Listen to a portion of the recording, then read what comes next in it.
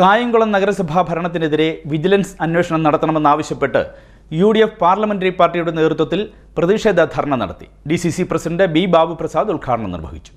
LDF ഭരണം അഴിമതി നിറഞ്ഞതാണെന്ന് ആരോപിച്ച് കായംകുളം നഗരസഭ UDF പാർലമെന്ററി പാർട്ടിയുടെ നേതൃത്വത്തിൽ പ്രതിഷേധ ധർണ സംഘടിപ്പിച്ചു. ധർണ DCC president advocate B. Babu Prasad ഉദ്ഘാടനം ചെയ്തു. ഈ മുനിസിപ്പൽ ഭരണസമിതിയുടെ കാലാവധി നീട്ടാൻ ഇനിയിപ്പോൾ 9 മാസം കൂടെ ഉള്ളൂ.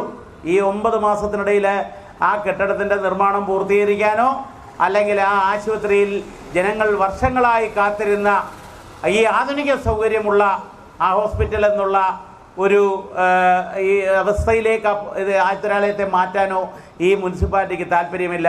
പകരം അവിടെ എന്തെങ്കിലും തരത്തിലുള്ള ഒരു നിയമനം വന്നാൽ ഉടനെ ചാടി വീഴും. അതിൽ പാർട്ടി ഓഫീസിൽ നിന്ന് അവരെല്ലാവരോട് ആലോചിച്ച് കുറേ പേരുടെ പേര് കൊടുക്കും. അർഹതയില്ലാത്ത ആളുകളെ കുത്തിത്തിരുകാനുള്ള ഒരു സ്ഥാപനമാക്കി മാത്രം പാർട്ടിയുടെ അനുഭാവികളായ ആളുകളെ കുത്തിത്തിരുകാനുള്ള, അവർക്ക് താൽക്കാലികമായി ജോലി കൊടുക്കുമ്പോൾ അതിനകത്ത് വേണ്ട യോഗ്യത പോലും ഇല്ലാത്തവരെ കുത്തിത്തിരുകാനുള്ള ഒരു ഡസ്റ്റ് ബിന്നായി ഇന്ന് ഈ CPMൻ്റെ ആളുകളെ കുത്തിത്തിരുകാനുള്ള ഒരു ഡസ്റ്റ് ബിന്നായി ഇന്ന് ആ ആശുപത്രി മാറിയിരിക്കുകയാണ്. ജനങ്ങൾക്ക് അത് അന്യമായിരിക്കുകയാണ്. ഈ ധർണയുടെ ഒരു ലക്ഷ്യം ആ ആതുരാലയത്തിൽ നിലനിൽക്കുന്ന അഴിമതി അവസാനിപ്പിക്കണമെന്നാണ്. അപ്പം ഈ ആശുപത്രിയെ സംബന്ധിച്ചിടത്തോളം അത് അഴിമതിയുടെ ഒരു കൂത്തരങ്ങാണ്.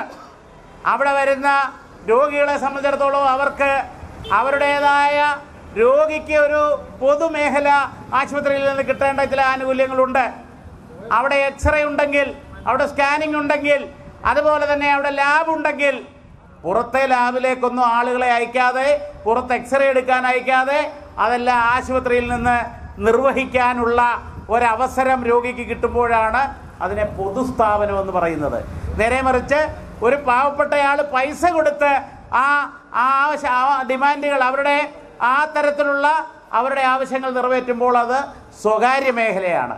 കായംകുളം നഗരസഭയിലെയും താലൂക്ക് ആശുപത്രിയിലെയും ഓഡിറ്റ് റിപ്പോർട്ടിലെ കോടികളുടെ ക്രമക്കേടുകളിൽ വിജിലൻസ് അന്വേഷണം പ്രഖ്യാപിക്കുക, ഗവൺമെന്റ് താലൂക്ക് ഹോസ്പിറ്റലിനോടുള്ള നഗരസഭാ ഭരണ നേതൃത്വത്തിന്റെ അവഗണന അവസാനിപ്പിക്കുക, രോഗികൾക്ക് മതിയായ ചികിത്സ ഉറപ്പുവരുത്തുക, ഗവൺമെന്റ് ഹോസ്പിറ്റലിലും നഗരസഭയിലും വഴിവിട്ട് നിയമിച്ചവരെ പിരിച്ചുവിടുക, പദ്ധതി വിഹിതം ഏകപക്ഷീയമായി LDF കൗൺസിലർമാർക്ക് മാത്രം നൽകിയ നടപടി പുനഃപരിശോധിക്കുക, ഫീസിബിലിറ്റി ഇല്ലാതെ LDF കൗൺസിലർമാർക്ക് പട്ടികജാതി ഫണ്ട് നൽകിയത് റദ്ദു ചെയ്യുക, government ITI stadium, central private bus stand എന്നീ പദ്ധതികൾ ലക്ഷങ്ങൾ കോഴ വാങ്ങി അട്ടിമറിച്ചവർ രാജിവെച്ചൊഴിയുക എന്നീ ആവശ്യങ്ങൾ ഉന്നയിച്ചുകൊണ്ടാണ് കായംകുളം നഗരസഭ UDF പാർലമെന്ററി പാർട്ടിയുടെ നേതൃത്വത്തിൽ നഗരസഭാ കവാടത്തിന് മുന്നിൽ പ്രതിഷേധ ധർണ സംഘടിപ്പിച്ചത്.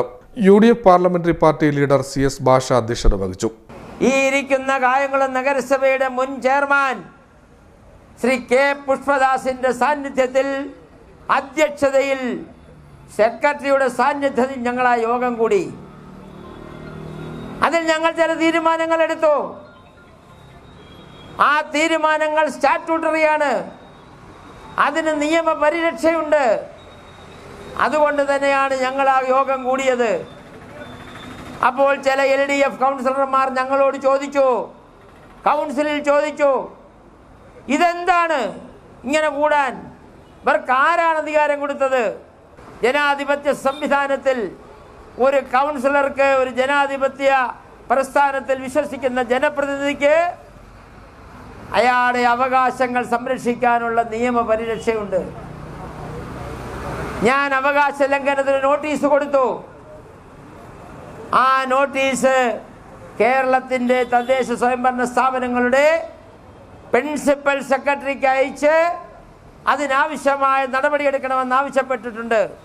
KPCC secretary advocate A. Thrivikraman Thampi, Muslim League ജില്ലാ secretary H. Basheerkutty, DCC general സെക്രട്ടറിമാരായ K. Pushpadas, AP Shajahan, AJ Shajahan, CA Sadiq, Sreejith Pathiyoor, Congress block president T. Sainalabdeen, deputy leader Navas Mundakathil, Dalit Congress ജില്ലാ പ്രസിഡന്റ് ബിദു രാഘവൻ, കൗൺസിലർമാരായ Biju Nasarulla, Ansari Koyikkaleth, PC Roy, R. Sumithran, advocate Arshad Vahid, R. Ambika, Sheeja Rasheed, Mini Samuel, Lekha Somarajan, Shiny Shibu, PC Ranji, Rajendrakurup, Yusuf കുഞ്ഞ്, അംബീൽ രാജൻപിള്ള, ബാബുജി എന്നിവർ പങ്കെടുത്തു.